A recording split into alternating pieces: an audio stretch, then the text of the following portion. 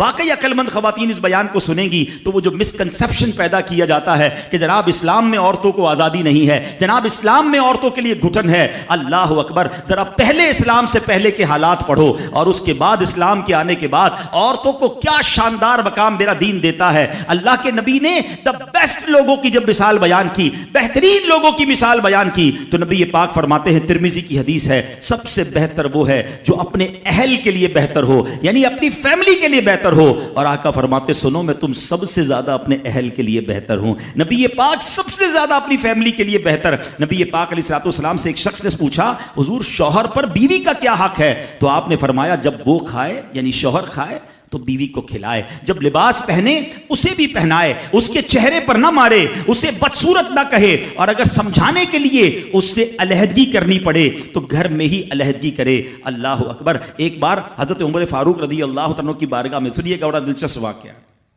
سیدنا عمر فاروق کا کتنا بڑا نام ہے، آپ کے جلال کی، آپ کی عدالت کی مثالیں دی جاتی ہیں، بڑے بڑے لوگ آپ کے سامنے تھر تھر کانپتے تھے۔ آپ کا گھر میں انداز کیا تھا کہ ایک شخص آیا کہ میں حضرت عمر کے پاس جاؤں اور بتاؤں میری بیوی جو ہے مجھ سے اس طرح بات کرتی ہے، اور میرا وہ انداز نہیں ہوتا جو شوہر کے سامنے ہونا چاہیے، ہوتا ہے گھروں میں ہو جاتا ہے۔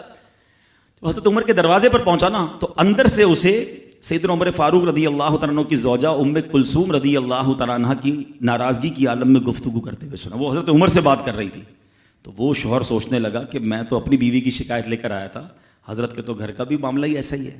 تو وہ کہتے میں واپس ہونے لگا، حضرت عمر نے بلا لیا، کہا کیوں آئے تھے؟ تو کہا کہ میں تو حضرت اپنی بیوی کی شکایت کرنے آیا تھا، مگر میں آپ کے دروازے پر آیا، آپ کا بھی معاملہ ہی ایسا ہی ہے، تو میں سمجھ گیا ہم دونوں ایک ہی معاملے میں ہی ہیں۔ اب حضرت عمر نے جو ان کی تربیت فرمائی نا، آپ نے فرمایا میری بیوی کے مجھ پر چند رائٹس ہیں، چند حقوق ہیں، مجھے اس سے چند فائدے حاصل ہوتے ہیں جس کی بنا پر میں اس سے درگزر کرتا ہوں۔ پہلا یہ کہ یہ میرے لیے جہنم کی آڑ ہے، میرا دل اس کی وجہ سے حرام کاموں سے بچا رہتا ہے۔ نمبر دو، جب میں گھر سے نکل جاتا ہوں یہ میری خزانچی بن جاتی ہے، یعنی میرے مال کی نگہبان بن جاتی ہے، میری دھوبن بن جاتی ہے، میرے کپڑے دھوتی ہے، میرے بچے کی پرورش کرتی ہے، میرے لیے روٹیاں اور کھانے پکاتی ہے۔ تو وہ شخص کہتا ہے یہ سارے فائدے تو مجھے بھی اپنی بیوی سے حاصل ہیں، تو میں تو کبھی درگزر سے کام نہیں لیتا، وہ مجھے کہتی میں اسے لڑنا شروع کر دیتا ہوں۔ کہتا آج آپ کی بات سے نصیحت مل گئی، اب میں اپنی بیوی کی چھوٹی موٹی باتوں کو میں بھی درگزر کر دوں گا۔ کتنی پیاری بات بتائی، ہم وہ ساری باتیں بھول جاتے ہیں، ایک غلطی پر پکڑ لیتے ہیں، ایک غلطی پر ڈانٹتے ہیں، ہر غلطی پر جناب ایسا نہیں ہوتا، ہر غلطی کی سزا سزائے موت نہیں ہوتی ہے، ہم غلطیاں نہیں کرتے۔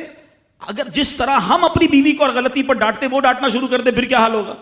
تو ایسا نہ کرے، وہ بھی دل رکھتی ہے، ہم نے کسی انسان سے شادی کی ہے، کمپیوٹر سے نہیں کی، ٹھیک ہے نا۔